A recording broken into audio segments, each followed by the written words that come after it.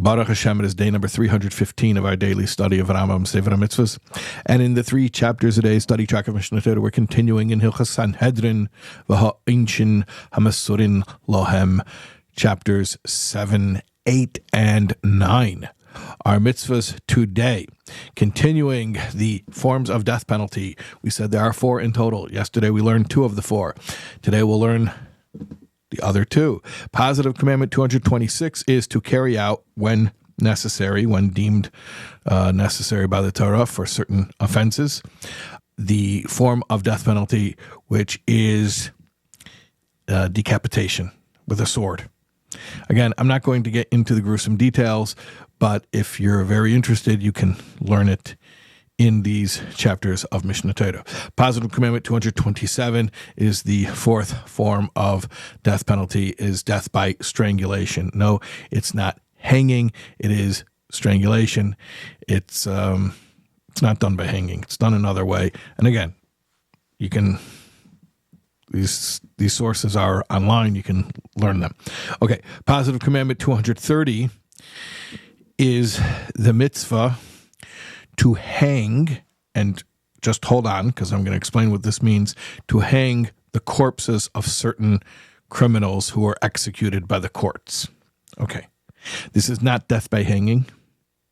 This is not a gallows with a noose. This is after the person was already executed.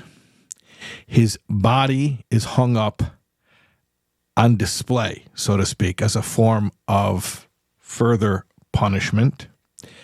And it's only done in the cases of 2 very specific infractions which incur the death penalty.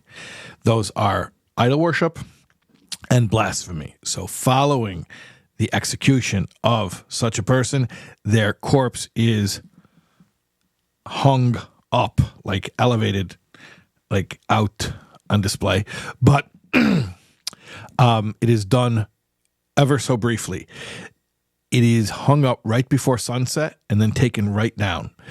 And this is connected to a mitzvah that we're about to learn, which is a prohibition not to allow such a corpse, even such a corpse, to be hanging overnight. So they basically don't put it up until right before night, meaning right before sunset, and then they take it down immediately.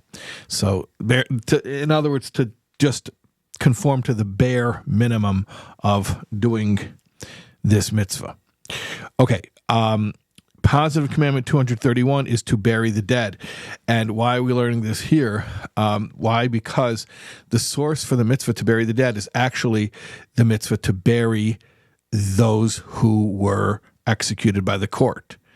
In other words, even somebody who was executed by the court is entitled to burial. So how much more so it is a mitzvah to bury everybody else.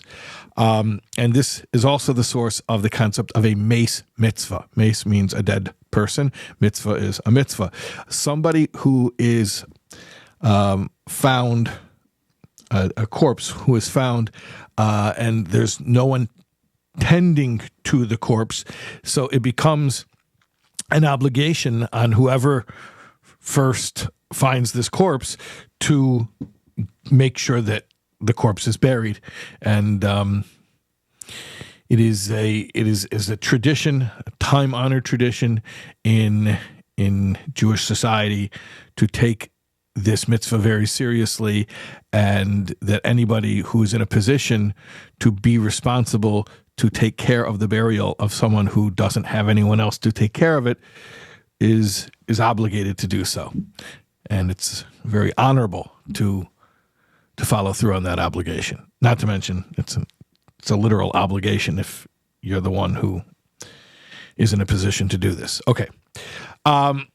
Finally, negative commandment 66, which is, we alluded to earlier when we said that those 2 crimes, blasphemy and idolatry, that after the execution they're hung up, but then they're taken right down.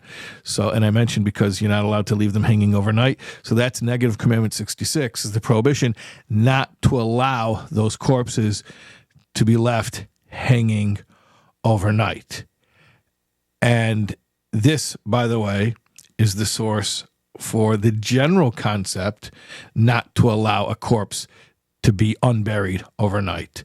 And unless there are compelling reasons why it would be an honor to the dead person to delay their funeral to the next day, it is considered a mitzvah to be extremely expedient in burial. We do not delay burial. If at all possible, burial is to be done on the day of passing. Okay, those are our mitzvahs for today. We will see you for more tomorrow, God willing.